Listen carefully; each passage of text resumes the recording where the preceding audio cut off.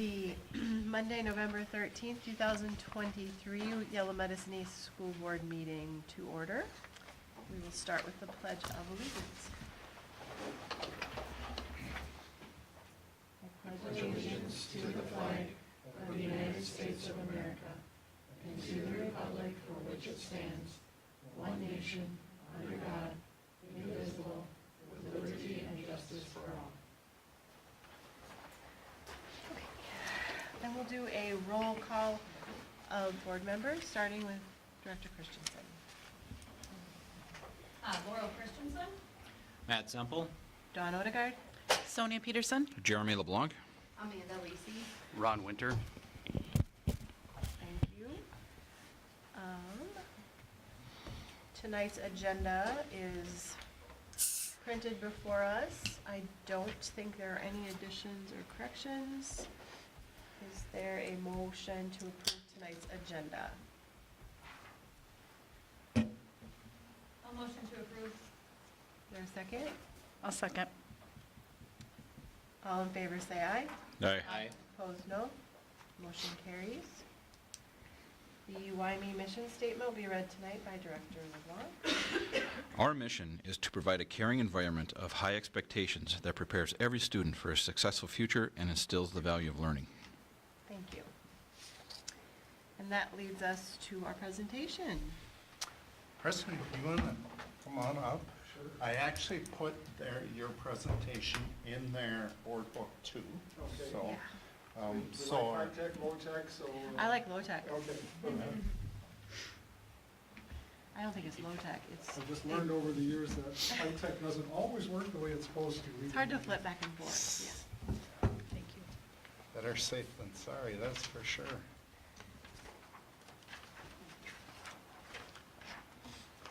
Thank you. I've got a few extra copies here. Yeah. Anybody interested? Everybody? Okay.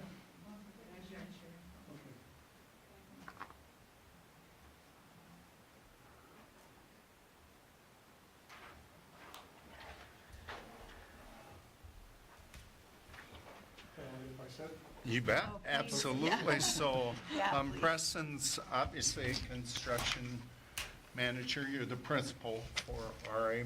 Morton. So we have kind of started talking with him. He's got an initial, 10,000 foot look at our building. And so we wanted to bring him in. Buildings and Grounds met last week. We thought it'd be a good opportunity to address any questions as we go forward. So welcome. well, great, thank you. I very much appreciate the opportunity to be here tonight and to visit with you. Rich intended for me to speak for about 2.5 hours, but I'm going to cut it way shorter than that. So really, we'd like this to be kind of an interactive approach. If you've got questions, feel free to ask as we go along. I did present some information that is more of a background for us, but I won't bore you with the details of getting into all of that, but I'll just kind of briefly overview the packet. And again, if you've got any questions along the way, feel free. And then, plenty of questions after if you have any. So, again, my name is Preston Early. I'm the president of R.A. Morton. R.A. Morton is a 45-year company that specializes in school construction.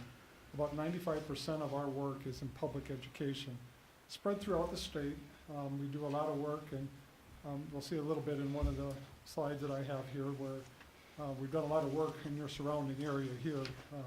In fact, I think that's where Mr. Schneider got some references for our company. A little bit about myself. I grew up on a farm by Litchfield. My family still farms there.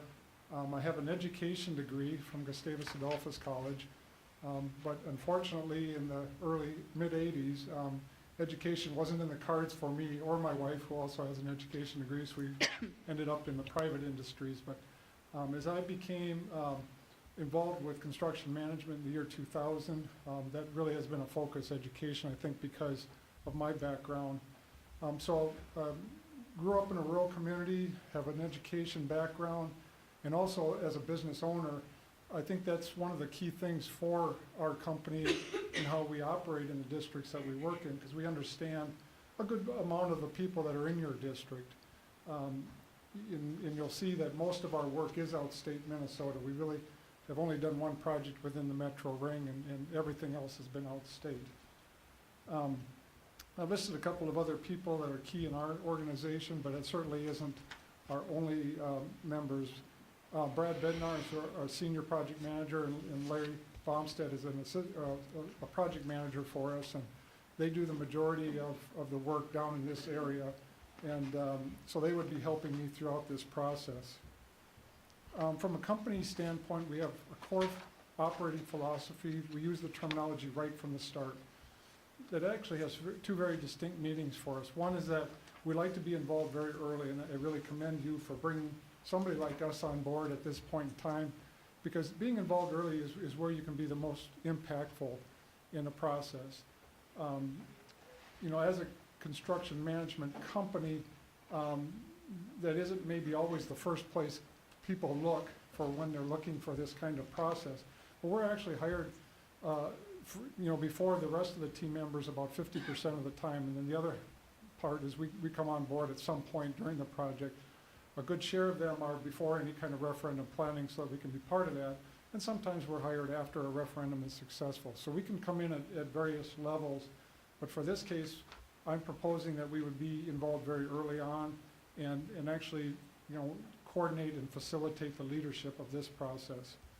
The other meaning that it has for us is that the more we can be correct from the beginning, the better success that you have.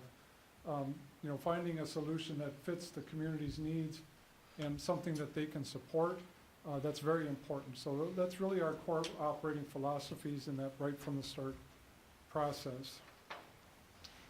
As I mentioned, we've done an agency construction management for over 45 years.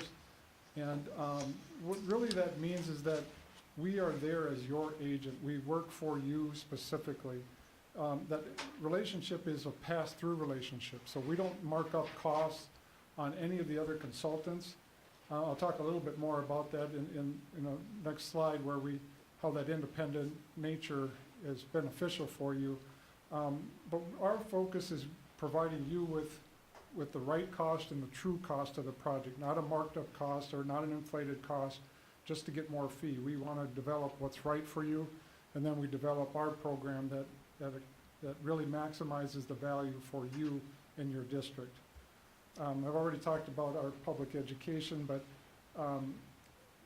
mostly the key to that is understanding what's important for you and then coordinating a plan that meets that, and then managing the project to the budget. I haven't come across a district yet that has told me we have all kinds of money, don't worry about that, spend whatever you need. So it's really been trying to match those needs with the budget along the way. As far as the teaming concept, we're focused on giving you the best of those resources. There are many firms out there that will come and talk to you about being everything to you. We don't enlist that approach. We feel that it's better for you to have the right mix of consultants in that independent nature. The independent nature really reduces any conflict of interest, and it really provides you a checks and balance approach along the way too.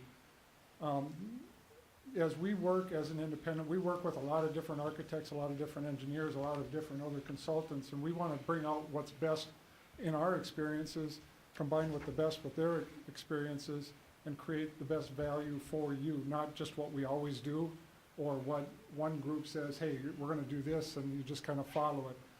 We're going to have that checks and balance along the way. And so, it really is all of the components or the key stakeholders in this project. The district is the center core, but it's ourselves as the construction manager, the architect and engineering firm, the financial consultants, and any community groups that are important. We all focus in a team effort to get to you as the core customer of this project. All right, the next page is labeled facility planning process. And I think the key here is I want to impress upon you that, first of all, this project will be unique. I don't like to come in with a cookie cutter approach to say, here's exactly what we've done before, so we're going to do it exactly the same. We really want to cater it to what best fits the needs for you as a district. But we have a fairly established process that we have, or an outline that we will follow here. And it starts with the stage one, or the visualize component, and that's really core of where we are today, where in talking with Mr. Schneider and Francis and others as we did our walkthrough a few days ago, the importance there is to understand what you have here from a facilities analysis. You know, what's good about it, what's not so good about it, what needs to be addressed, what could be different. And so we'll do a complete facility analysis, not only of the physical components of your building, but we also do want to learn about what your building allows you from an educational assessment program as well. What things that maybe you would do differently, and highlighting some programs that either you want to enhance or don't currently have, or readjustment of spaces. You know, as you've gone through the many years of this of your facility, education has changed, or, you know, educational ideals have changed, and the spaces that weren't necessarily set up for that when the building was built. Not that you can't educate the students the way it is today, but can you do better in that? So we will do that along the way, and then we'll also look at the various finance options that might be available for you. You know, there are different avenues of financing that can be available, whether it is a capital bond, LTFM funding, lease levy, abatement bonds for parking lots and such. There's a lot of different ways that you could look at this and what it best fits, you know, your ability to finance whatever that is that comes out of this. So that visualize stage really, you know, comes down to understanding what you have and where you want to go with the project. I've listed here that many times we'll conduct listening sessions. Now that can either be a face-to-face kind of meeting with different people, or it could be a very simple type of initial survey with staff or you know, various community groups. There are also outside firms that do a full survey of community kinds of things, but that usually comes a little bit later, once we understand what you have and what's important to you, that we can develop some options that can be presented to the community with that survey. So, you know, listening is important to understand that. And of course, listening to what the board's objectives are too are very important along the way. The second stage, which is the actualize, which is really coming up with a process where you can define what options that you have and really what can be accepted by community groups. And whether we do that as community focus groups or you know, smaller groups of community members, we typically go through a process that way too, where we can get community input along the way too, to test that against the educational pieces of that from a board or district. There are some districts that do it from a board level, and you certainly could do it that way too, and that's why we need to be flexible in this, but gaining some of that input we do think is really important. Stage 3, which is the realize part of this, is then basically finalizing a plan that gets put together in whatever fashion that might be, and then getting that information put together in a document that would be turned into the state as a review and comment. So the state would take a look at that. We work closely with Chris Kubish at the MDE to understand what he believes or sees in the project that is presented. I know there have been some districts close by enough where they didn't get a positive review and comment, which means they have to get a 60% approval. That's very difficult. And that means the state too is maybe not as comfortable with your plan. So we want to make sure all the stakeholders, including the Department of Education. And then, you know, the last stage of that is basically then presenting that back to the community and preparing them with enough information that they need to make an informed decision. Of course, they're the ones who ultimately would pass any type of referendum that you might offer to them. So that's a quick overview, not so quick, but an overview, a bigger, high-level overview. So that's kind of the process that gets you from where we are today to where you might offer something to the community for a referendum. Then I wanted to highlight a little bit after that what happens after the referendum too, so that you understand that we are part of the process, not only now, but all the way through construction. And so the next one is basically just a chart that outlines how we interact with the various groups. And, starting with the communities and the Board of Education and district administration. But then from our level of things on the construction side, where we're managing the project, the architectural and engineering side are doing their side of the equation. And then ultimately, we focus on the local community contractors that have the ability to bid on the project. And that's very important for us, and that is the construction management approach, is to be able to break the project down in enough packages so that you can have local contractors be successful on the project. It's very challenging for districts that, groups that come from, whether it's St. Cloud or Sioux Falls or Minneapolis, and bring all their crews with them, and really you don't know who you're getting. That can be a challenge. We know that you've got contractors in the area, or at least have a lot of employees that live in the district that might, work for companies that are outside. But that community involvement is very important. It's good community stewardship, and then usually results in better bid results. So with that, why our company, what value that we bring? It is that agency relationship. It is getting you that true value. Since we were involved from the beginning, we're putting together budget estimates that we can prove out through the detailed estimating later on into the project. That competitive bid to the local focus is very important. The next graph on the competitive bidding is a lot of numbers. And so what I really want to highlight in this is how we break the project down to make it easier for the local contractors to be successful, but also to make it competitive, and we can open that up to get as many bids as we feel from qualified contractors that are out there. And so this is a real project that we did on how many bids that we received. And since we don't compete with any of the construction companies, we do get bids from all of them that are interested and qualified, including area general contractors. And so that's what the colors here mean, are companies that bid more than one section of work, and how we're able to take the lowest qualified bidder in every section, and that's where you get your value during that competitive bid process. And that does save the project money. Construction management is not an additional cost to the project. It actually saves you money because it eliminates all those markups along the way, and you get the lowest qualified bidder out of every section. So we should save you money throughout the project by this process. Our map experience is, again, you can see most of our work is in outstate Minnesota, in communities just like this one. And I've listed a few of the projects in this local area that we have done work for. Some are your direct neighbors to your district. In case you're wondering, near the nice yellow little part of the map there. Interesting district map, by the way, because you kind of wrap around your neighbor to the south. So then, of course, the pretty pictures are part of the experience where we got to show something. Maybe you're familiar with some of these buildings if you've been by RTR, Russell Tyler Ruthven. That's a recent project that we have completed.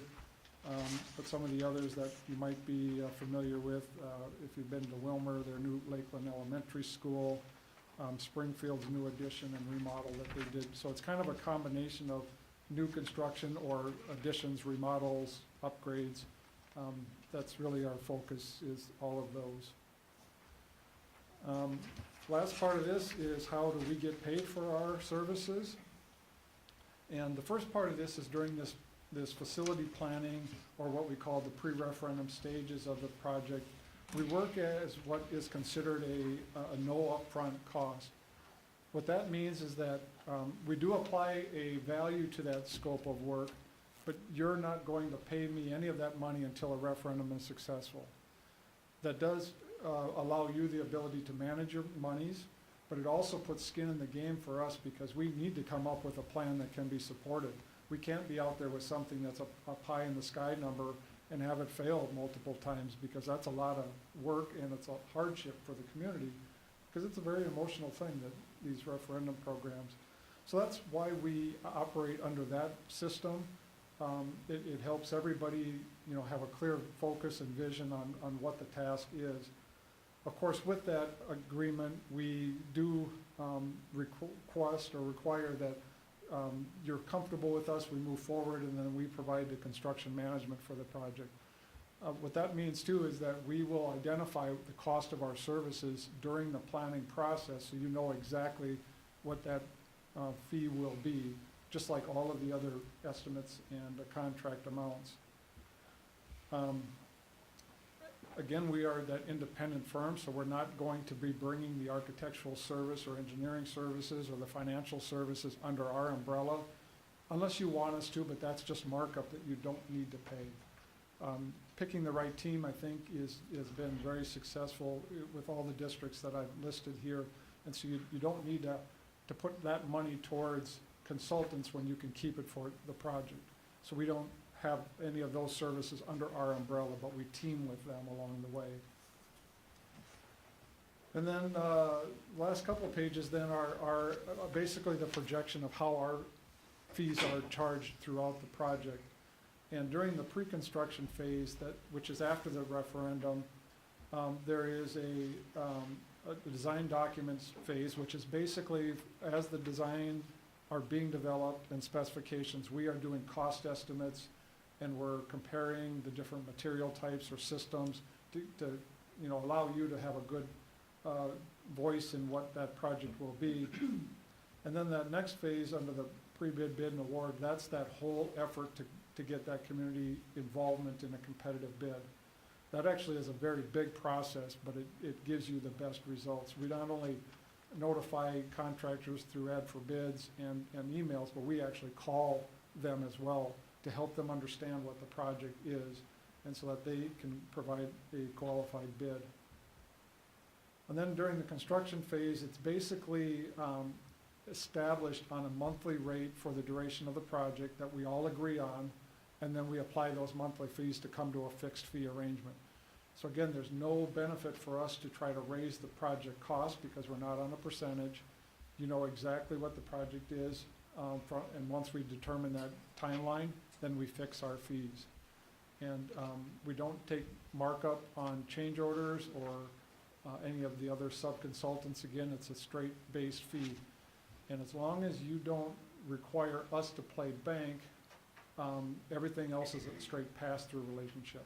And that's what the last page highlights is, you know, every project has what's considered general condition expenses. So I've listed all of those types of things on that last page that, again, are all straight pass-through relationships. As long as the district pays for them directly, there's no markup.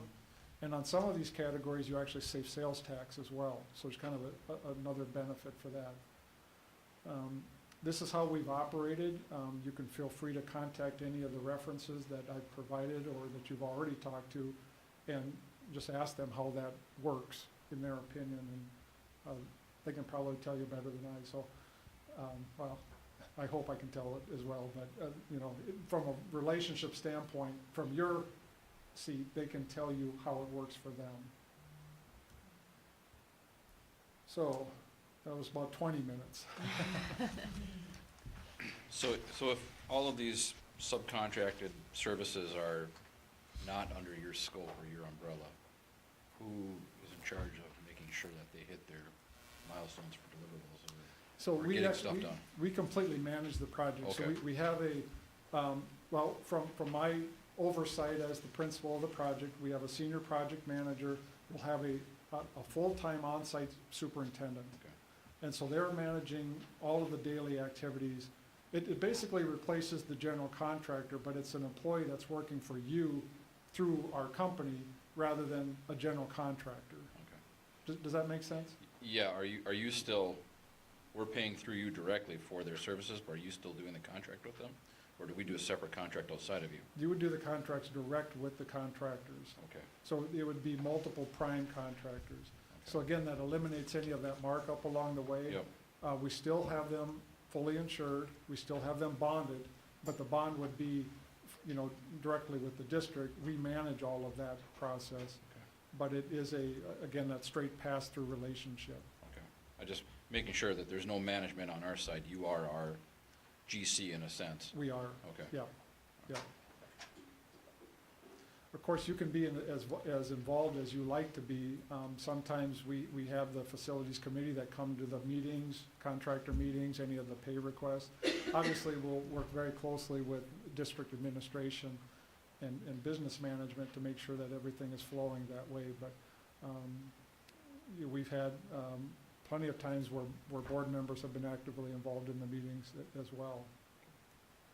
Cedar Mountain, as an example, their facilities committee people pretty much came to every meeting we had. You didn't need to, but they were interested, so they came.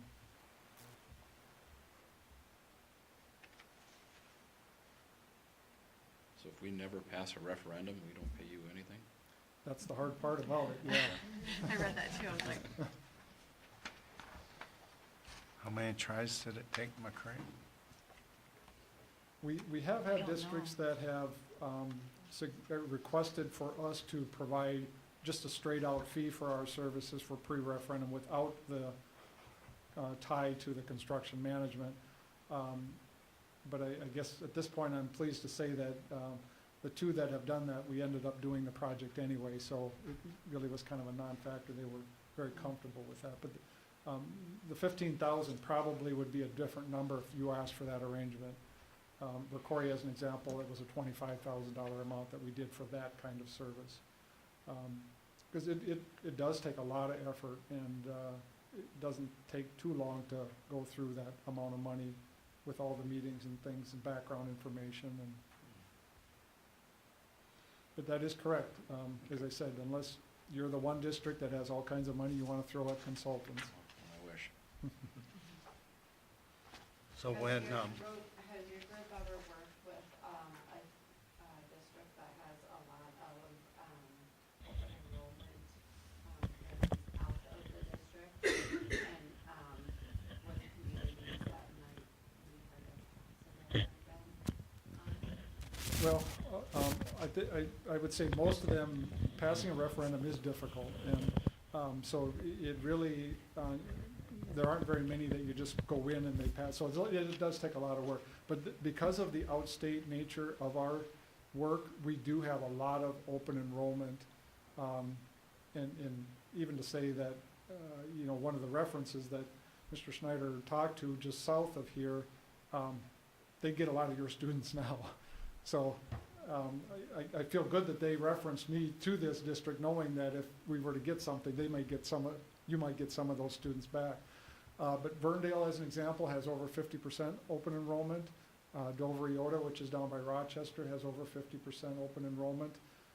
So that there are many districts that have that situation. when you do the facilities analysis, one of the pieces that we talked about with Francis was really when we put together our own LTFM 10-year plan, we're just throwing darts. We'll have something, even if we choose not to, say, address some things that are elementary, we will still have an LTFM plan that we can live by, right?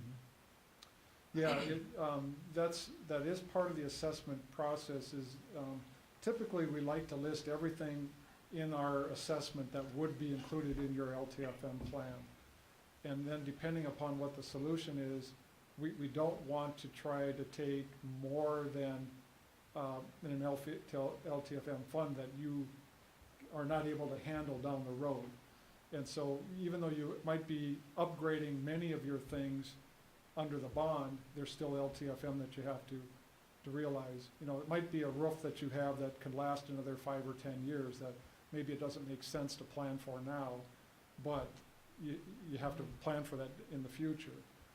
Or I know some of your mechanical systems aren't at their end of life cycle right now that, you know, maybe would be planned for down the road. So, you know, you want to take the LTFM plan into consideration, but you don't want to, unless you replace everything, you don't want to take it completely for this project.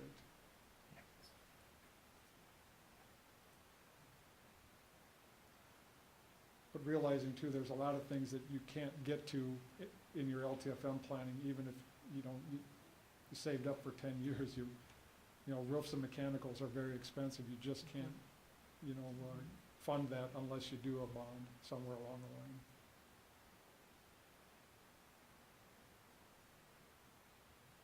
Other questions we have for Mr. Early?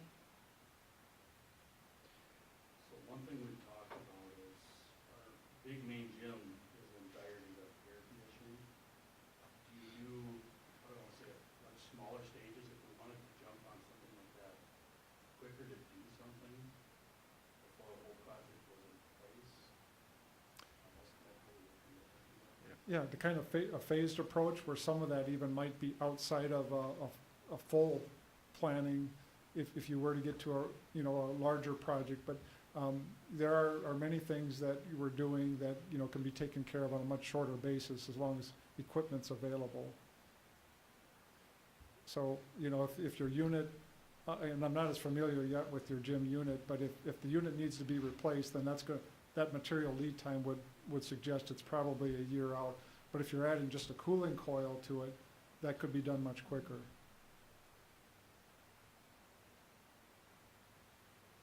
It's like a whole new unit, the whole new, like, The whole deal. whole deal. Okay. Yeah. We've never had any cooling in our gym. Sure. So I think just with that description, you're probably looking at the summer of '25, just because of the material lead times, by the time you specify it, bid it, and order the equipment. What kind of timeline are we looking for a report from your services? So if you were to decide to move forward with our approach, of course, this is a challenging time of year with holidays and things. I think we had mentioned that, probably within a month and a half to 2 months, we could have an assessment completed for you to the point where, what we've seen as your deficiencies. We haven't talked about that architectural side of things yet, but that's going to be important because we would bring that group in as the team that does the assessment. Even though I know a lot about building systems and mechanical systems, it's still good to have the engineers involved so that, they're looking at things as well. So we're probably looking at, from where we are today and with the holidays coming in, sometime mid to end January, we could have a report. As far as timing for, if you were to look at bringing a referendum to the community, the really only times that you can do that are February, April, May, August, and November. And November's a really, typical time for this, as you probably saw this last week, how many schools are out, but I would not recommend trying to pass a referendum next November. There's too much other stuff going on, too much other noise that you would get lost in the mess.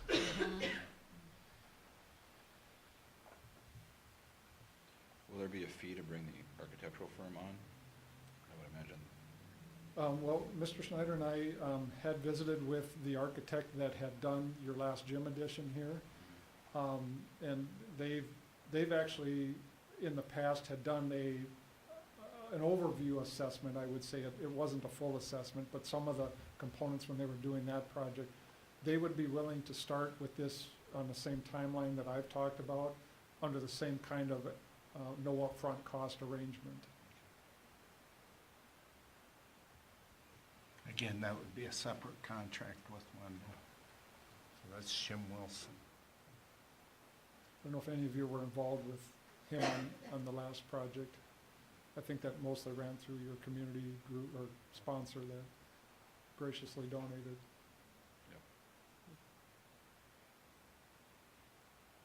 And so you look at, okay, so to Ron's point here about that HVAC problem, or not problem, possibility, we look at that, I look at the fee structure, how that would play out when it's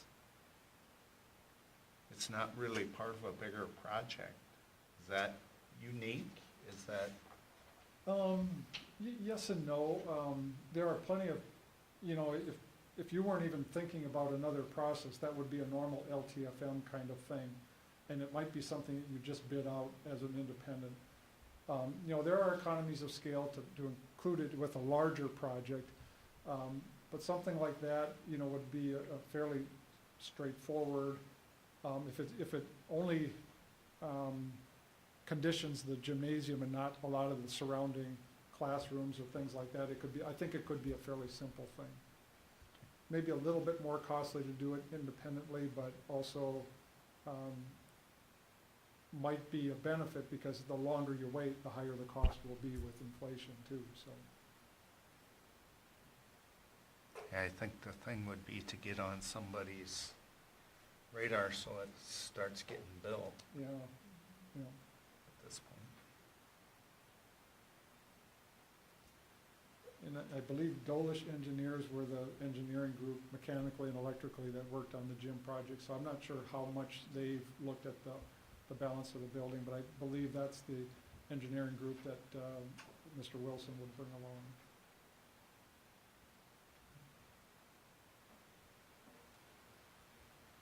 They are the same group that we worked with in Lakeview for a few projects.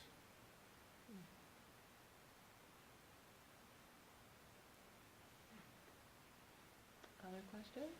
What's the average timeline of the project, like a new versus a remodel in our current environment with contracting delays and supply delays, a little bit more so than historically? And what do you see for inflation markup generally with that delay? So inflation as a historical consideration, I've looked at a couple of different services, but like RS Means, which is an industry standard as far as costing and keeping track of data information. So for the last 35 years, construction inflation has risen on an average of 4%. So that's been the historical piece of that. Only once during the depression of the mid-2000s did it actually slide a little bit backwards. Every other year it's gone up. Now, that 4% is a number that is exclusion of, in 2022, inflation went up 12%. Now, we're back to more normal in '23, where we're seeing, probably around that 4, maybe a little bit less so far this year. But there's two factors in that. Material costs have always seemed to kind of raise. Some will go up and down, like steel, copper, things that'll go down.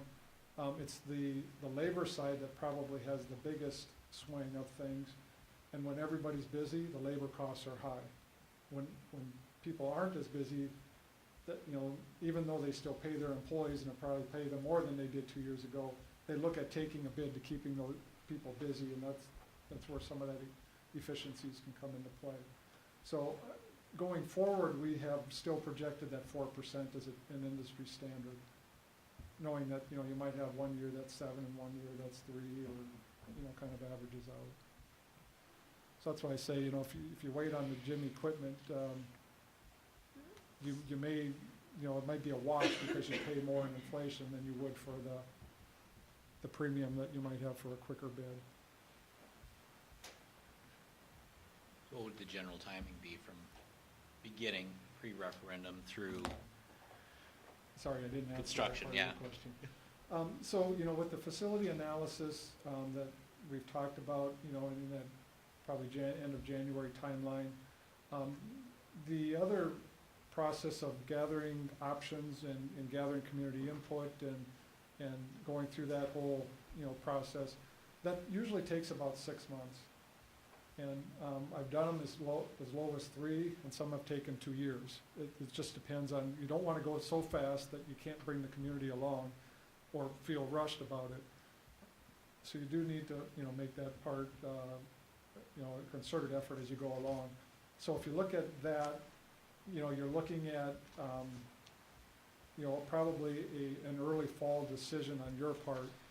And then if it were the next available referendum after November, that would be a February. So February referendum, If it were successful, that means you're probably bidding the project out in the winter of 2025, 24, sorry. No, I have that back, it would be So 25. February of 2025 would be the referendum. Right, so you'd be bidding it out the fall of 25. And then depending on the solution, honestly, new construction can be a quicker timeline because you're not trying to work around it, occupied facilities. Right. So like RTR took, I think, 22 months. Now that was in the height of COVID, which did slow things down, that was 155,000 square foot. We originally planned it to be more in the 20-month range, so, that added a couple months to that. But new, or renovations, depending on what you're actually doing, will probably take about the same amount, because you need at least 2 summers of work, and many times you end up with that 3rd summer of work if you can't leapfrog or domino effect what you're doing. Right, depending on, Yeah. Unless you've got extra space that you don't need where you can shift students around, that does help, but those would all be things we'd have to determine as we go. But it'll take a while.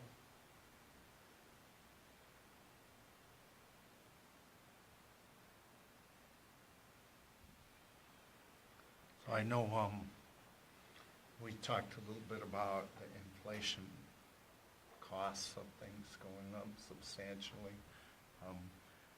Heard any estimate from 20 to 25% each year a project is delayed? Are you seeing something along that I same think line? that would be very aggressive to see 25%. Even in the last year, which was a big jump, we saw 12%. So I wouldn't see it probably likely in double digits, even though you might have a year that is that way, but I wouldn't average that over time. Could be sitting here 2 years from now and it's 25%, but. Yeah. Actually, right now, when we talk to contractors, they are telling us that they're not as busy as they have been the last few years, so that's encouraging for projects that are ready to bid.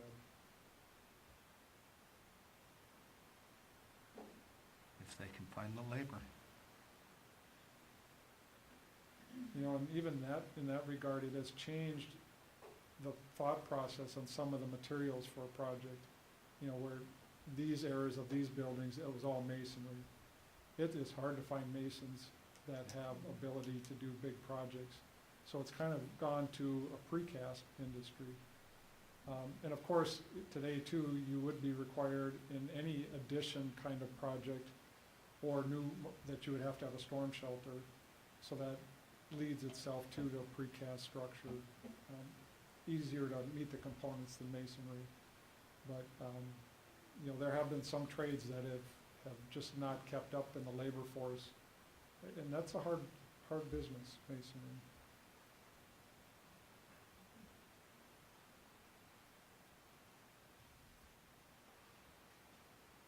Well, very good information. We know a lot more than we knew, for sure. I apologize if I bored you to death with any of No. those things. but- no, Other questions, Mr. Hurley? Mr. Schneider knows how to reach me if you do have any questions, including if you want to call me tonight on my way home, I'd be glad to take any calls if any last-minute questions were to come up, but otherwise, anytime. All right. Sounds good. Well, thank you for explaining it all to us, and thanks for coming. Yeah, thank you.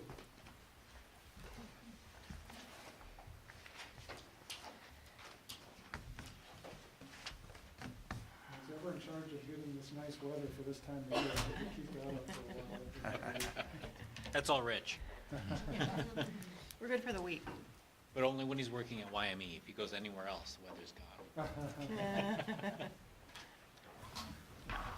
Well, thank you again. Thank you again. Thank you. Thank Thanks for you. the time. Appreciate it.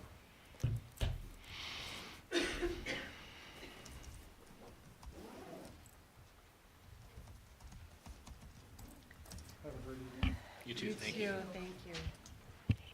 All right, that moves us to the public address to the Board of Education. In case there is anyone here that would like to speak. Okay.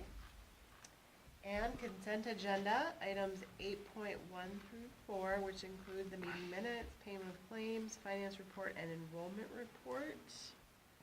Any questions on any of that by anyone? If not, is there a motion to approve the consent agenda? Motion by LeBlanc to approve the consent agenda. Is there a second? All in favor say aye. Aye. Opposed, no. Motion carries. And that leads us to reports, starting with Mrs. Hanson. Good evening. Evening. Hello. Okay, on my report, I neglected to include American Education Week, so I'm gonna just start off with that. This week kicked off our American Education Week. Today was thank you to the YME Community Day. Students in K2 did the very traditional decorate the grocery bags for Almix, and thank you to Brett for assisting us with getting those. And we did switch this up a couple years ago. Now students in grades 3 through 5 actually create locker tags for our 10th, 11th, and 12th graders. We just started that last year, and even by the end of the school year, some of those still remained. And so we heard a lot of positive feedback from the older kids. So those were worked on today. Tomorrow we have guest reader day. On Wednesday, classrooms will be creating various pieces of artwork that will be shared around the community. On Thursday, it is YME Reads Day, and that will be extra time for reading during the day and bookmarks. And then on Friday is a big day. It is our Sting Pride Day, and we are doing an estimation day.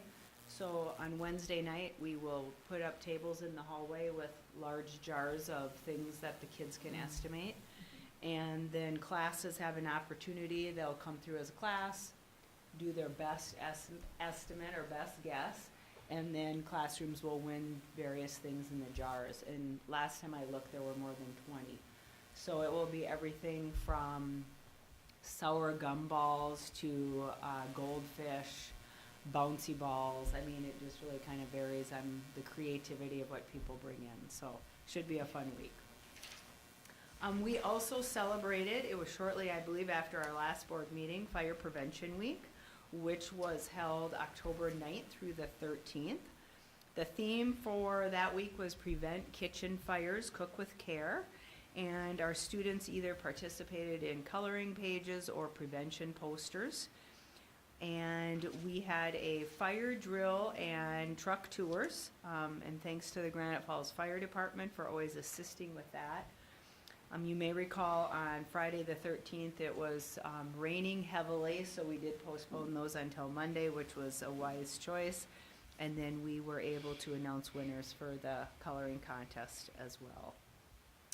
I have two committees that are really working hard on some curriculum items that I wanted to just touch base with you on. Our ELA committee, which is our reading or our language arts committee, has been meeting at least 2 to 3 times every month. We actually started doing a 2:45 dismissal for anyone on the ELA committee, and then other staff jump in to help to cover the last 10 to 15 minutes in the classroom. That gives us a solid 55 minutes to really meet and get something done versus 3:10 by time they, dismiss kids and stop at the restroom and whatnot. So we're getting a lot done. Our main goal is we are continuing a lot of work that Mrs. Hinn started for us last year, but we are reviewing and analyzing ELA curriculums for Burt Rainey. The last time that curriculum for ELA that was bought for Burt Rainey was 2012. So it has been a while. And the curriculum must be aligned with the science of reading. We are also watching in January, MDE will be publishing a list of approved curriculums. We have been digging deep into some information on what those might be. We have some pretty good indication, but they're pretty tight-lipped about what they're going to be. Schools that purchase those will have some assistance with purchasing those, but we have yet to see how much or what that might look like. But our goal is to have our top 2 by Christmas, ready to go for the January announcement. In addition, our science committee has been doing the same thing. Basically, what we've been doing every Monday, it's either ELA or science at the 2:45 to 3:40. And the big task with science is we are realigning the old standards with the new. And how we do our science is organized by standards. And so if you're a 3rd grade teacher and this particular physical science standard is done in your grade level, you have a tub with all the books and all the materials, experiments, whatever you need in that particular, it's like a large Rubbermaid. And so, but now with the new standards, many of those have changed. So you would see 2nd grade maybe has moved to 4th. 6th grade got pushed down to 5th, a lot of changes. And so we have been doing lots of work there. And then with both committees, last Friday, they had a 2-hour chunk of time. Karen Jacobson from Merved worked with ELA, and I worked with science, and we were able to get a lot done. So we really appreciated that time. Parent-teacher conferences were last week at 3:40 to 7:40, and then also this Thursday will be our 2nd night. Just a quick playground update. The handicap ramp is in the cement work, and that is completed. Our playground contractor was here last week to do some touch-ups, and I just wanted to mention, some of the things that are the favorites of the kids. There were a few that surprised me. So probably the hot ticket on the playground is that circular swing on the very end. That never stops. And they can get, we have a maximum number of people that can be on each piece. And for the most part, the kids are really good about being rule followers, and so they'll count them off. But you can get up to 6 to 8 kids, depending on size on those. They love that. And then the other thing, which, the playground committee really kind of tossed around, was the spinners. We have a couple up on the preschool playground. The big kids love them. They are on them all the time. But again, the playground exceeded my expectations. We still are getting compliments from people that stop. We get a lot of community members, a lot of people, coming through town that will stop in. So lots of positive comments. In addition, Bert Rainey, with the support and planning of Jamie Goldberg, is bringing back what we used to do. We called them intergenerational activities. Back years ago when Robin Henderson was here and I was still teaching, we did a lot of those activities. And Mrs. Goldberg is bringing back a couple for 4th grade and for 5th grade, and she shared some details with me.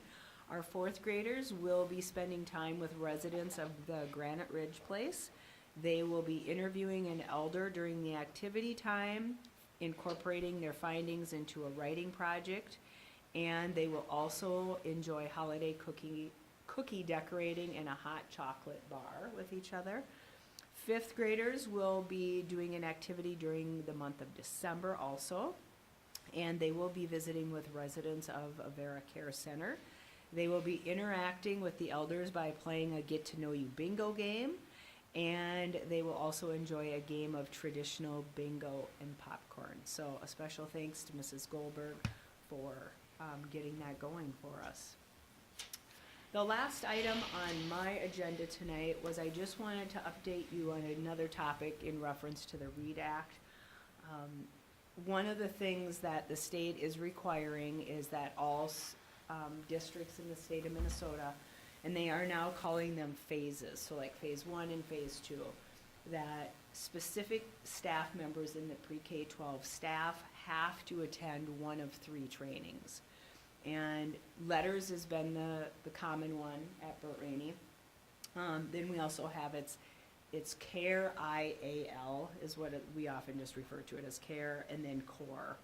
And so those trainings vary, but what I just wanted to touch base on, administratively, we are working on a list in the district of which staff have had which training and which staff still need to have the training. And so we are working on that now, but as an example, by July 1st of 2025, all pre-K classroom teachers and K-3 classroom teachers have to have completed one of those trainings. In addition, and this is all phase one, reading intervention teachers, special education teachers, and for the reading intervention and special ed teachers, that is pre-K 12, all must be done by 2025. Curriculum director, instructional support staff, as well as there's a few other variables. And then phase two comes in by 2027.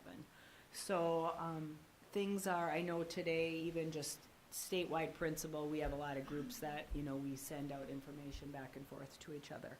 A lot of schools are similar to us, where we have, like at the elementary, a pretty large population that has taken the training, but we also have schools even in the area that have not started. So I'm feeling really good about where we're at, but we certainly have some things to work out, which, like I said, administratively, we are working through. But I just wanted you to be aware of that requirement. It's just another piece to the famous READ Act that we've heard so much about. At the bottom of my report, you'll see the ECFE update, number of attendees, and also upcoming events. So any questions for me on any of those topics? Mrs. Hanson, I just have a question regarding that READ Act. The training, is that online, or are we sending teachers somewhere for that? Typically, all of them have the majority is online. Okay. Some of it is live and some of it is recorded and, Sure. watch on your own. There are some options where you can actually, we're anticipating some possibly like in Marshall where we could send a group, but they would have to drive. The online training is really handy, especially when they can kind of do it at their own pace. Times that work, Sure, so, thank you. yes. And then how was conferences? How was the first night of conferences? Conferences went very well. Did it? Good. Last year we switched over to the JMC scheduling, and there has been some bumps with that. Part of it is, like, for example, JMC, as a parent, you have to have a username and a password. But what we find in the elementary is some of our younger families have not done that yet because they really haven't needed to. If you have a kindergarten or a first grader, you're not checking grades every week. And so we always have that hurdle where we're just, the phone is ringing, especially that week before. How do I set up an account? And my office staff, they do a great job of setting that up. But once we opened up conferences this year, JMC sends out an email, which is usually kind of difficult because you're really never sure what it's going to look like. We're actually going to change that for next year. So the email that went out said it was, and I don't have it in front of me, but it was vague. I mean, it literally said, conferences are this date, please sign up. No link, nothing. So this went out, and I luckily had a staff member immediately reach out that's a parent to say, Mrs. Hanson, this doesn't look right. So we then followed up with our own email saying, we apologize that it was vague at best. And so then we sent out the sign up. And I think last week before Thursday, I would say 90% of our parents signed up. Wow. Some of That that is good. was, though, not necessarily that they did it on their own. My office staff they were going through the list because sometimes it's just not easy to do. If they Right. don't know how it works or if language is a barrier, they just started going down the line. In the elementary, it's easy to do that because they can pull up Mrs. Herneman's schedule and see who hasn't signed up. Some we were never able to reach, but I won't have like attendance numbers until after Thursday, so, Thank you for that. yes. Other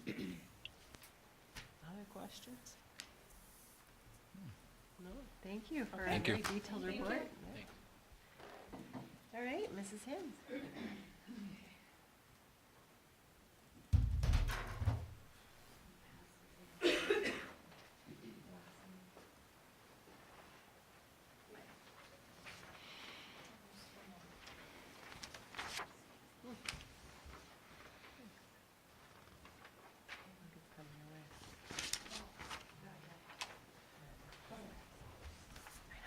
So I broke my glasses at state volleyball, so I'm using these, and they're not really working very well, so I look like a librarian right now. So I will start off with, Lisa just reminded me that, offices and custodial, Rich, we all had a training in Narcan, how to administer Narcan this last week, and I think Cassie's putting them all up by the AEDs, so they're right next to them, so more will come on that. So this is the November newsletter. Lots of information on it. Crystal did all the design work on that, so she gets the thanks for that. We had conferences, obviously Picture Retake Day, a lovely little blurb from me. Very excited that Buzz Club is back. We opened this up to grades 6 through 10. So it's homework help or tutoring, and Miss Plosick is in charge of our, what's it called, Minnesota Honor Society. So she's bringing in those students into the library and helping them tutor some of the younger kids. She said, you know, geometry might not be my specialty, but it might be one of the older students could help the younger ones. So that started today. We're very excited about that. Veterans program went really well, I thought. We had quite a few, maybe 10 or 12 veterans attend, so that was nice to see. The kids did a great job. We did a joint effort between the elementary and the high school. And the high school staff was really like, we need to do more of that. We really, you know, got a bigger picture, and they really liked looking at the little kids singing and hanging out with everybody, so that was pretty fun. You should highlight on the bottom, there's a school dance coming up. Thursday, December 21st. It is going to be in the Ox Gym, and we would give you free earplugs if you come and chaperone. So. This has been a hot topic. I don't know how much learning actually occurred after we put these posters up, because everyone was trying to arrange a date for the dance during class. So live and learn. And then these are all the other calendar updates on the bottom. And then if you turn it over, we've had a lot of really fun things going on. Our Halloween costume contest was a huge hit. Mr. Schneider and I got to hang out with Cruella for a little bit that day. Christy's loving her job. She's doing an awesome job. We also have the early release on that, what is it, a Wednesday? Yep. And then today we had the 3-on-3 basketball tournament. It was super fun. It was just a blast. The middle school was up in the Ox Gym. The high school kids were down in the big gym and pouring sweat. And we did have some teacher teams, so I'm thinking maybe Red Rover will be utilized, because they were really like 12 minutes. I could barely handle it. So we had a couple champions. You'll see that on Facebook, but it was a really fun way to start off second quarter. So Cinderella was a huge hit. Crystal said she ran 200 programs for Friday night, and they were all gone. So she had to come back in and run another 100 for Saturday night. I got the last one. Okay. Like literally. Yeah. The last one. So, so that was amazing. Something we're doing new this year, and everybody's telling me what a great idea it was, and I didn't come up with the idea. I stole it from Redwood Falls. So we're going to do a commitment to graduation ceremony. We took a picture of all the ninth graders, and we have a huge banner that Fagans made and donated for us. And they're going to go through like a mini graduation. So they'll get a mini diploma. They'll commit to being graduated in 4 years. They'll sign the banner. We're going to hang it in the ninth grade hallway, move it to the gym when they actually do graduate. So I know a couple of you have some ninth graders. If you guys want to come that day, you're very welcome to do that. It's at 12 o'clock. I think that's what it says. Yep. And then we just have the e-learning down there. We also have how to battle some anxiety. Not that any one of us have any of that. So on the rest of my report, Wednesday is the Rice Memorial Career Day. Mr. Studer's class is going to that for the day. They're very excited. Especially they're excited about the Da Vinci robot surgery system, so they're going to get to see that. Let's see. Taryn and Leah are taking the personal finance course to the junior, what was that stand for, Rich, again? Junior Achievement? Yep. Okay. Finance Park field trip. They actually go down, there's a video, but you can watch that on your own time. They go down and they create a whole business plan, like an entrepreneurial business plan, and so they're pretty excited about that too. I talked about the dance, and we have the Granite Falls Area Community Foundation Awards. So Taryn O'Hara, if you click on that link, you'll see it. She got $1,400 for the babies, to replace the babies, you know, the ones they take home and stuff.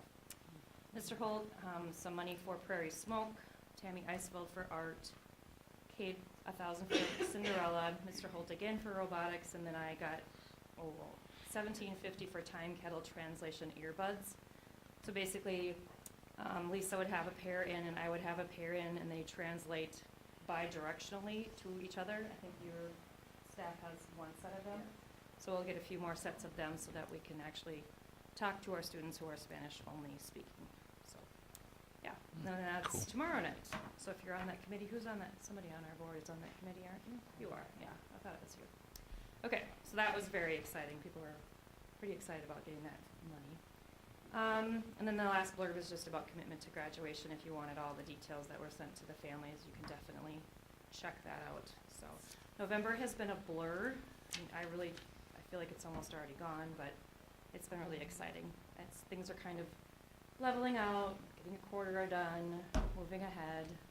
And then Rich came in and started talking to me about scheduling for next year, and I was like, what? So the deer in the headlights came right back quickly, so. Do you have any questions or, one last thing, I'd like to show you the newest marketing for schools now. It's a video. And they want us to, I need to close it and it turns off. So it's a video about how we can leave our mark out in the public. So that's how we're being marketed to by businesses. And I don't even know the business name is Apogee. Apogee. There you go.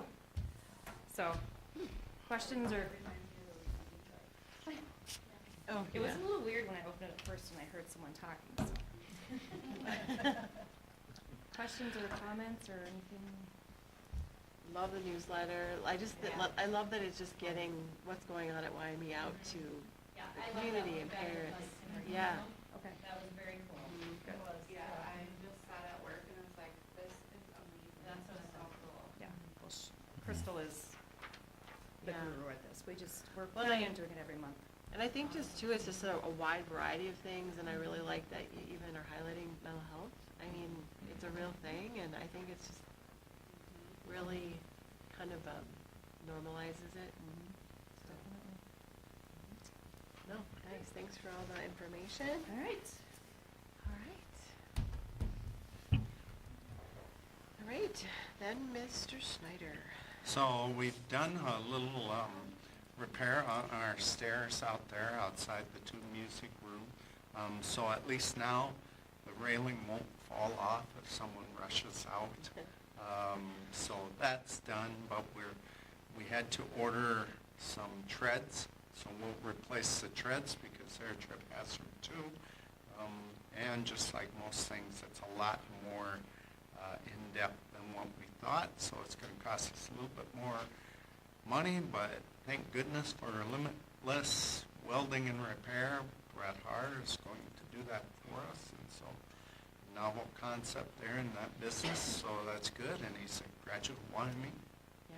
So Are these the stairs on the west outside that you're talking about, or which one? on the south outside the band and choir, Yeah. just their fire. That So one, I think okay. that's south, right? Yep.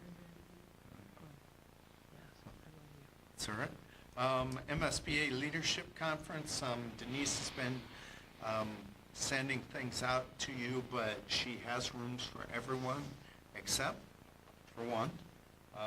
So just have to let us know. I'm sure before we get too far into December, they'll start asking us, because they'll want those rooms for other people too. So just let us know if that will or will not work. Great opportunity for us to get together.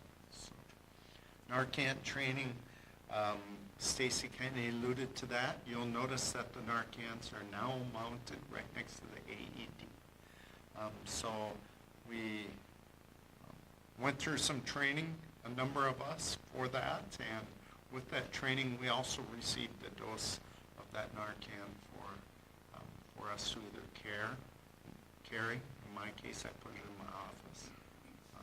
So, and I don't know, maybe at some point, all of us will start carrying that stuff around, but, Is it the nasal spray, I would assume? yes. Okay. No auto injectors, sorry. So Curriculum Advisory Committee, we are going to try and do it virtually. Hopefully that doesn't scare too many people away. So that will be October 20th, 5:30 via Google Meets. The reason I chose Google Meets instead of Zoom is because Zoom limits us to 40 minutes. And that, yeah, and I don't want to pay for Zoom, so, sorry. I don't want our budget to pay for Zoom. It's not my personal. Was it November 20th? Yeah, That's what I meant.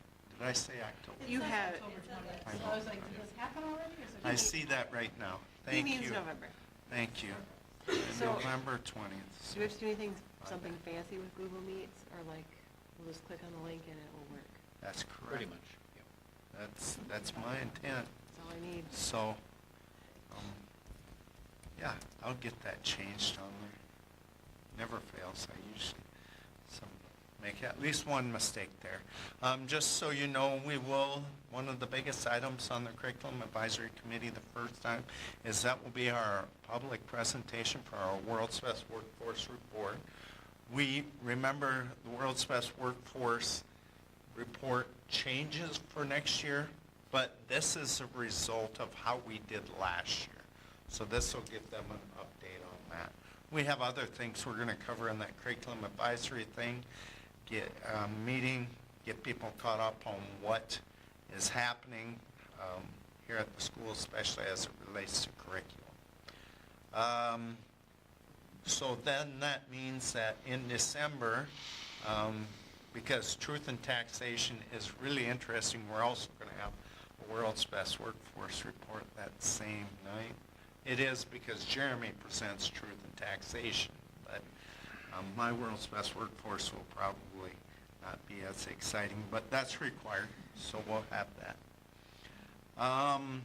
You probably saw, and Preston kind of alluded to, a number of elections in the area here. You saw Montevideo's referendum failed by 76 votes. RTR's failed by 16 votes. Lacaparle's and Bowles both passed. So in the immediate area, quite a few building referendum. Emergency safe and sick time, we continue to learn more and more about it. It may result in, well, I can tell you for sure, we will not have a contract done with EMYME, so we'll have to put together an MOU, unfortunately. We're going to have to scramble, and that's where every district is at. Nobody has it done. We do have a couple different ways we can word it. Hopefully we have Tara and I have 2 different sessions this week about it. Hopefully we can learn enough and have a little bit more, a better idea of what that will look like. And Lisa mentioned American Education Week. Thank you to you folks. The district is buying meat and cheese and crackers for tomorrow, right?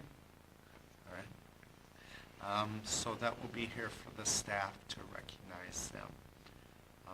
We'll have a closed session for our negotiations discussion, and after we go through and talk about buildings and grounds committee meeting, we should probably create an action item to approve the proposal for R.A. Morton. Thank you. I was thinking that, so. Right? I have a dumb question. Is that, safe and emergency safe and sick time, that's January 1st, right? Yes, that will be January 1st. And the paid family medical leave, the expanded paid family medical leave is 2 years later. Yes. Quick question, expanding on that, Rich, you're saying that, in here that we're tracking hourly employees, or they're focusing on their hours. Do they not use Red Rover, and doesn't that show them that? Okay, so right now, the Red Rover for hourly just tracks the leave for the hourly. It does not necessarily show their balance. So we're doing we're gonna add a module to Red Rover to start using it as a time card, because we need to do that also. And that then will trigger so they can see what their leaves are. Our fear was if we didn't use Red Rover, we were going to have to figure out another tracking system to communicate leave balances, which is required as of January 1st. So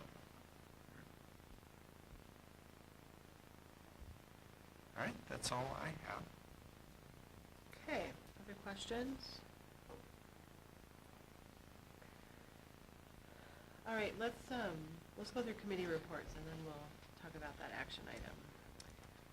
Negotiations committee started the process with EMY&E. We had our first meeting on, I believe that's November 6th, not October 6th. Did I miss that? Right, I have November 6th. And it was very, very preliminary. We have a follow-up meeting on November 27th.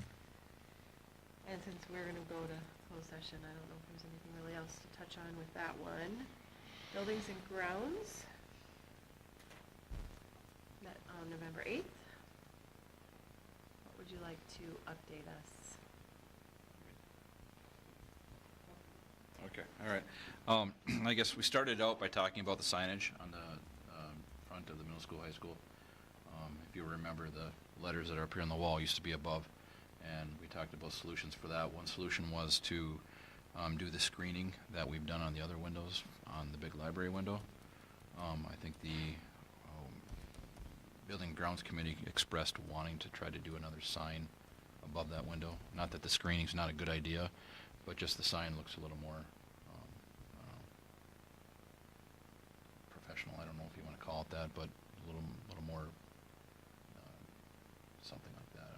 Or to say ELMS. Yeah, say it to ELMS and East on the signage above the window area there where it used to before.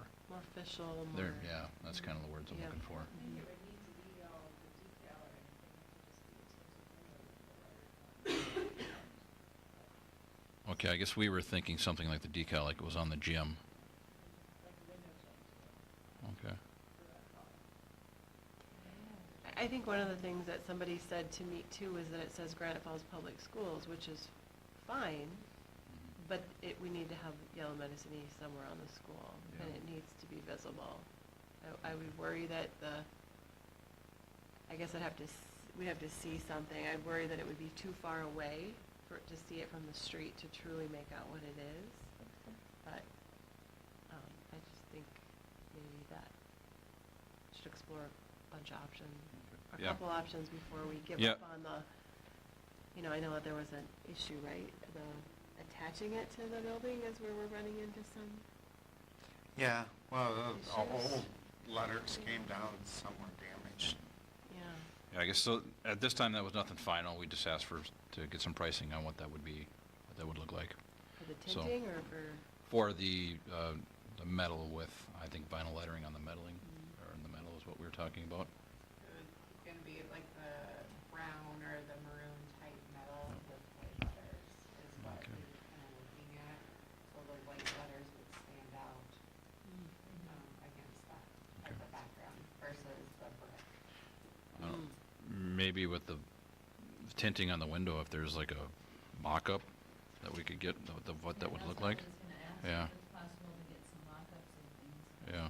We'd like to see that. Yeah, It would that might help. be helpful in deciding.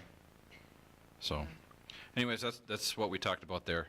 Franny was going to talk to Schwickert's, the roofing company, also does some signage type stuff, so he was going to talk to them. We talked about the fire escape steps that Rich had just mentioned that Brett Haar with Limitless Welding was repairing, and so we're working on that.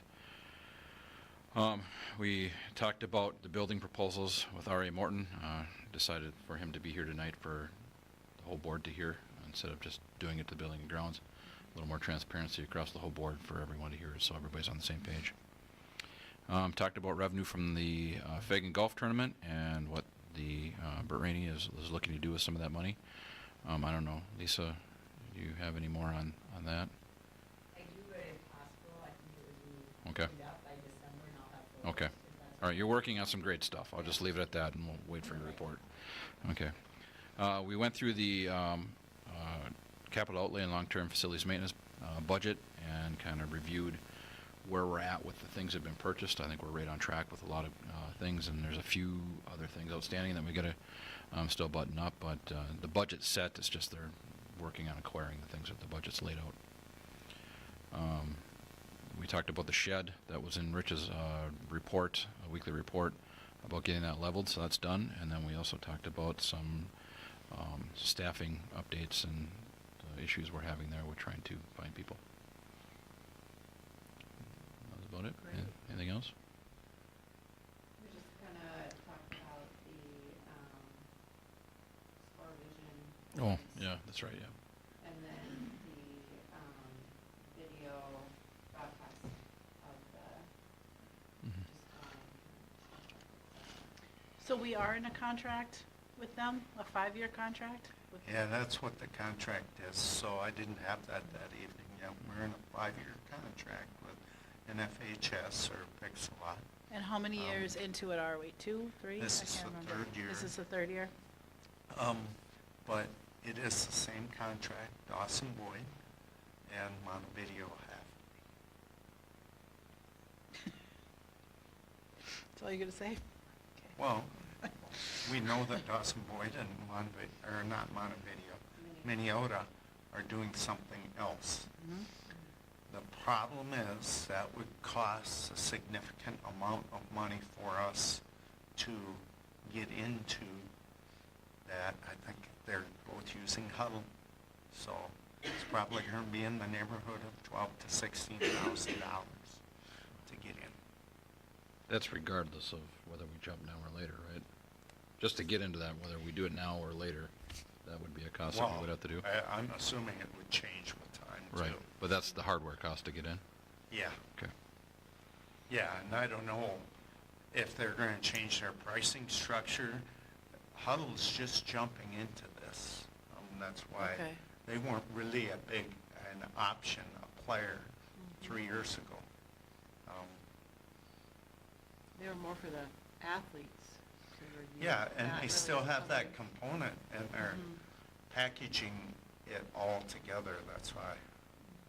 Yeah. It involves some statistics when she says for the athlete, like, it does all the statistics, football statistics for them, and spits it out. They analyze the video and suspect the cost will not go down in the coming years. Are we penalized for breaking a contract? I don't know.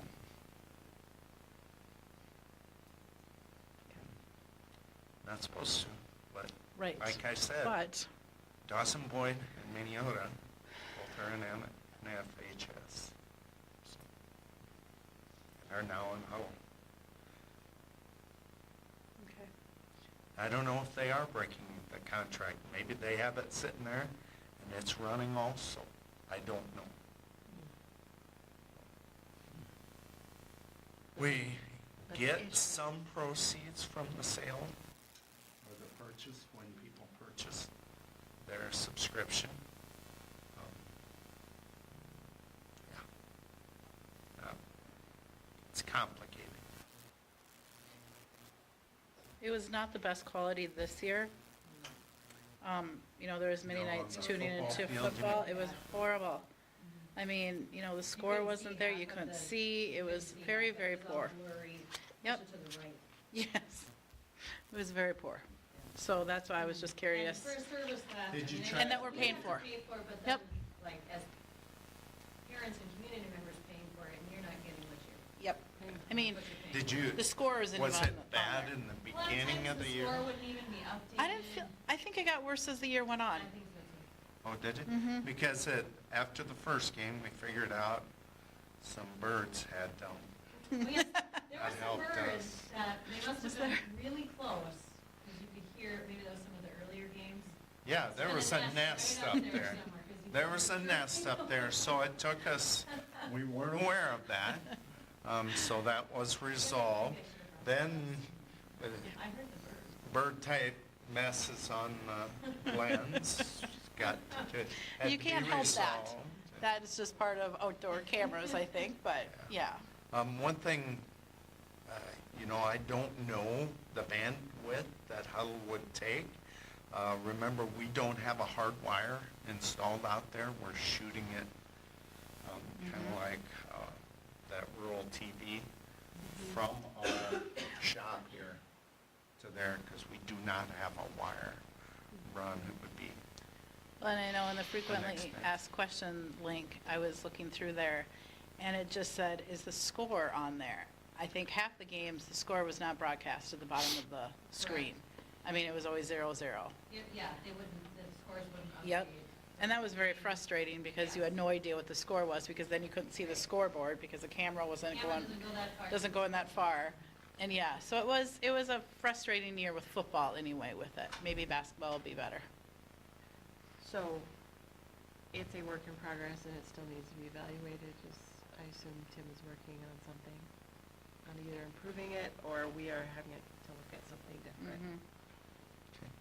We'll see how maybe basketball season goes. Maybe it'll get better because inside versus Maybe. Indoors, outside. Maybe. my hope. Yes, and Yeah, hopefully the could score be. will be on there.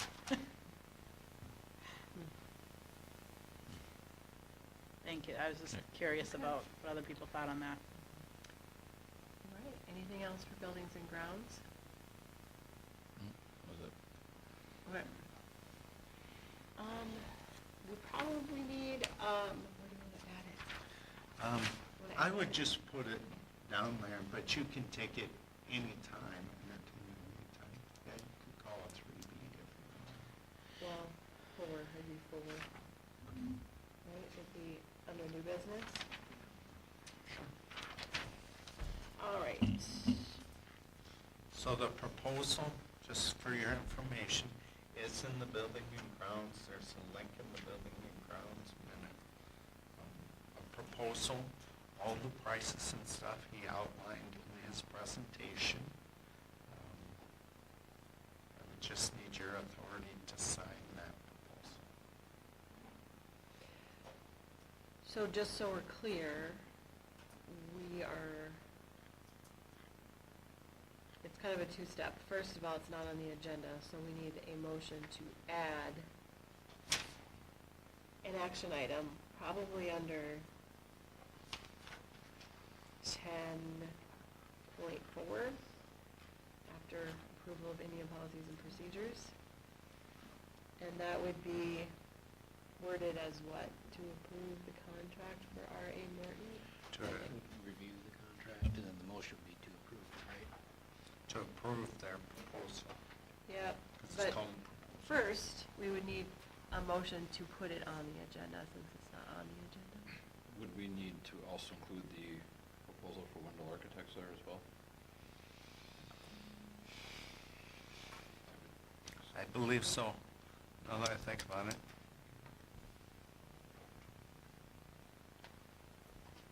I would make a motion to add to the agenda discussion and request approval for the R.A. Morton and Wendell Architects proposals. So there's a motion to have a discussion on approving the R.A. Morton and Wendell Architects. Or would you just need a motion for approval? Well, because I would say just approval, because you can have a discussion. I'll modify Once my there's a motion motion. for approval of the R.A. Morton and Wendell Architects That's an action item. as an action item, yes.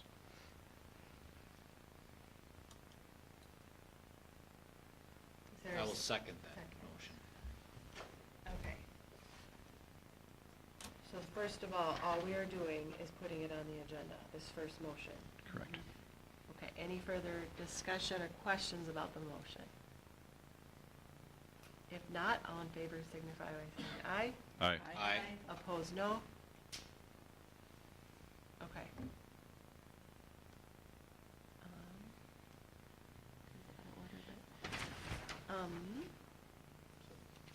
That'll be item 4 on this one. Right. So wait until you get So we're just gonna let that sit there for a Mhm. second, and we're gonna go back to finish committee reports. So we have item 3, American Indian Parent Advisory Committee meeting update that was held on November 8th. And I was unable to attend. So, we do that, Mr. Yep. Semple? I was there. We've had 2 actually since our last board meeting. We had one on October 25th and November 8th, so That's true, we did. I don't know if I need to say anything to add that into this little board meeting notes. there anything you would like to highlight? both of them. They set their chairperson and secretary in the October 25th meeting, set the second Wednesday at 4 p.m. of every month for the standard meeting to take place. That was the October 25th meeting. We began discussing the smudging policy in that meeting for this year, going over some of the questions and concerns there. And then they began talking about the Minnesota American Indian Education Aid, to identify some of the ways they wanted to spend those funds. And then in the November 8th meeting, they solidified the American Indian Education Aid and got signatures on that to get that all prepared. And I believe we'll get an update in our December board meeting on that, once it's all been finalized and approved. Correct, Britta? And then we went over some additional information on the smudging policy to clarify that and get it prepared for our policy committee meeting on Wednesday this week, so we can review it there. And those were the big items in summary. We hit all the highlights, Berta? Like, All right, any questions? I think the biggest thing is we're gonna be reviewing that smudging policy when we meet tomorrow, Wednesday. Wednesday. Okay. So you will be seeing that coming to you soon. Hopefully. All right. and it's not a policy, it's a Regulation. regulation, smudging regulation, so it would be a Yeah. single meeting, not a dual Yeah. meeting for Oh, good point. Yes, it's a regulation. regulation. Okay, any other committee updates that aren't on here? I don't. Okay, we'll move to new business, personnel items. We've got a couple leave of absence requests, one from the community cultural liaison, Starla LeBlanc, and one from middle school, high school math teacher, Kari Coulter. Both are on board book. We will take them together. Is there a motion to approve both of those leave of absence requests?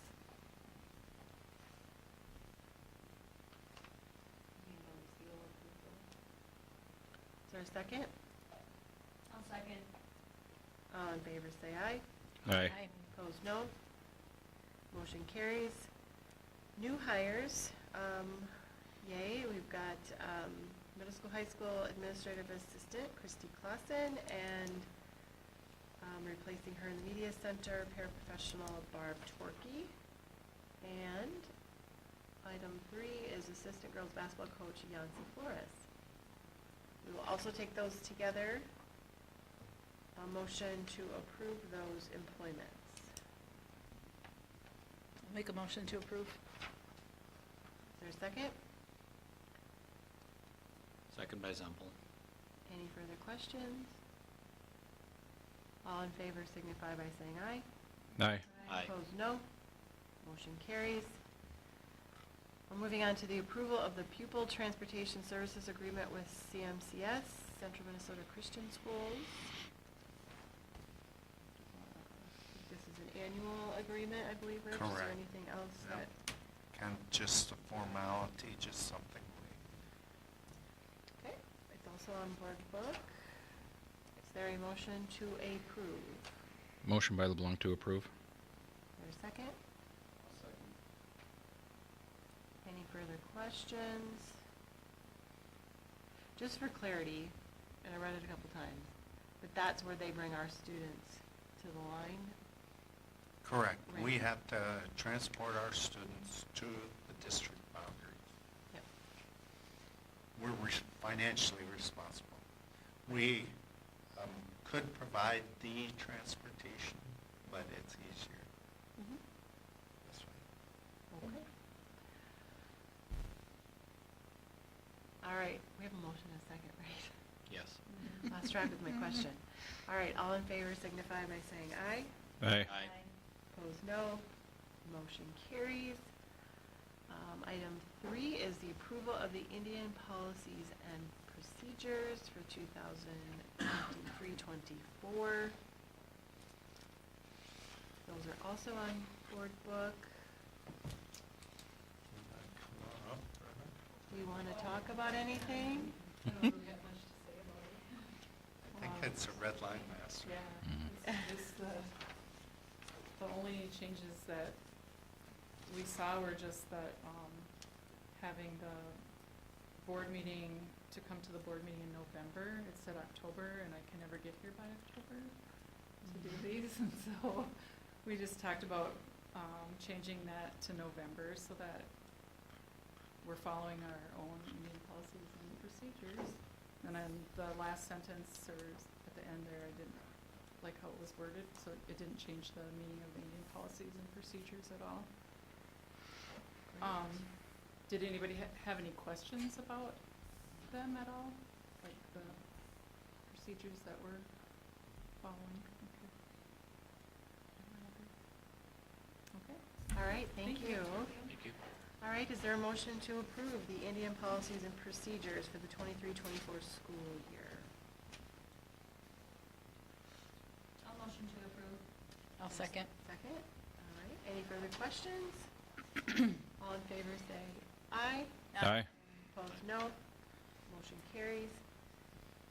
And that leads us to our new action item about the R.A. Morton Wendell Architects approval for the proposal. Let's talk about it for a second. I feel like we had the presentation, but we haven't really publicly talked about it. What are we doing? Let's tell those listening what we're doing. Who wants to tell me? What we're looking at doing is having them come in and do a facilities analysis inside and outside of our building, ground footprint, and then having them tell us what's good and bad, what needs to be improved, that sort of thing.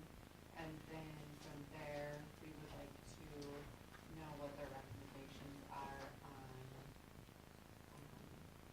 remodeling our facilities to make the facilities better for education, not only for our students, but for our teachers as well. And possibly a recommendation on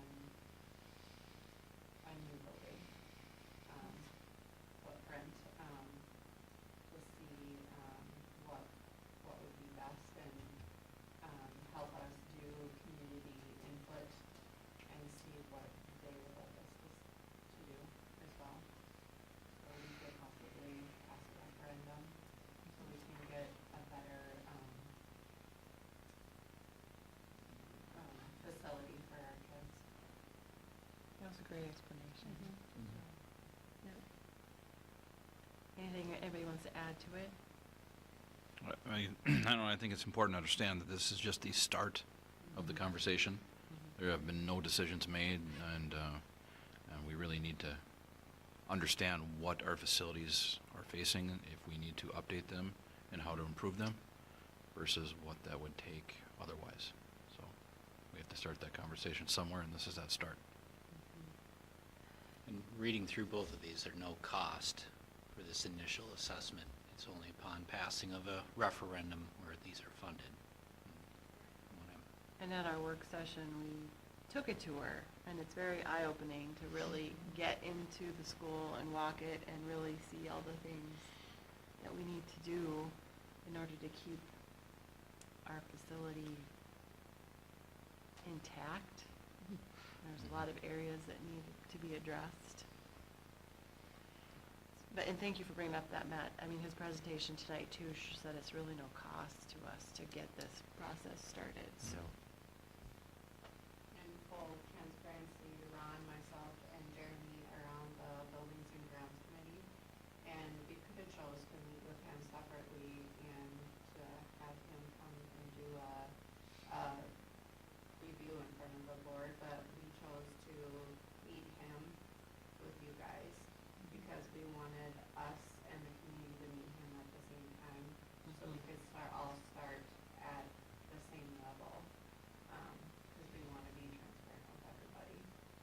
I think that's super important that we're all together in this together, and so thank you for thinking of that, because I think otherwise we'd have a lot more questions probably. Other discussion about this? Okay. I'm looking for a motion to approve the proposal. Is that how we want to word it? Accept the proposal Accept.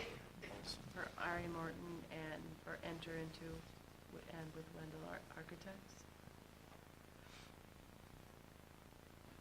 I'd make that motion to approve the proposals from R.A. Morton and Wendell Architects and authorize Rich to enter into agreement with them.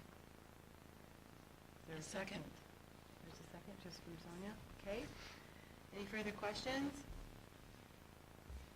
Discussion? All right.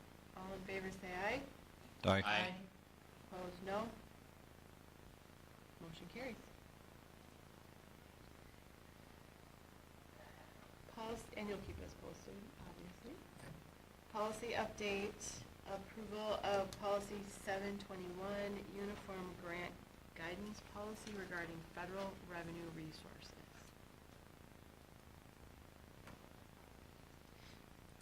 Do we want to like just touch on what that is? So, because we use the state of Minnesota's guidance for the thresholds for micro purchasing, not the federal levels, we need to annually approve this. So, in the future, you'll probably see it in July, but this is something we're required to do annually because we do DB. Okay. So there are no changes to the policy, just, Correct. okay. It just has to be done annually. So we'll do it just like we do with our banks, all financial things. Get it on a July 1st forward, we just gotta get fiscal year 24's. We did it last year, First time last year. November. Yeah. Same time. Okay, is there a motion to approve policy 721?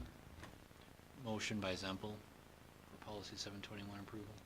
Okay, is there a second? Any further questions or discussion? All in favor say aye. Aye. Opposed, no.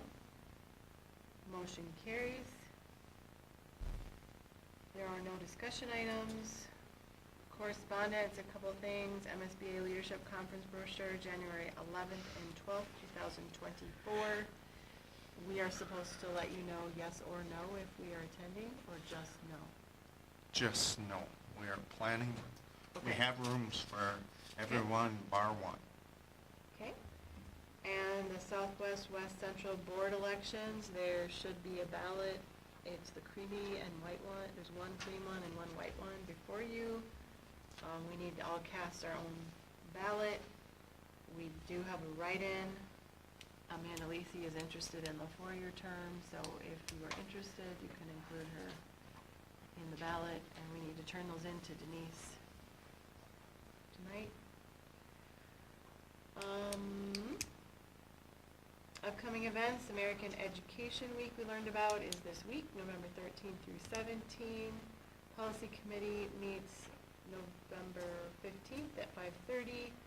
The Curriculum Advisory Committee meetings for the first time this school year by Google Meet, Yes. November 20th. Early dismissal, November 22nd at 1 o'clock for Thanksgiving break. No school, November 23 and 24. Finance Committee meets November 29th. Buildings and Ground Committee meeting meets December 6th. Board meeting is December 11th. We also have Truth and Taxation at 6 p.m. that night. And then we head into Christmas break, December 22 through January 1st. So I think that covers that, and we're gonna move into closed session to discuss district's labor negotiation strategies related to negotiations with employees. After the closed session, we will return and take no further action items and adjourn.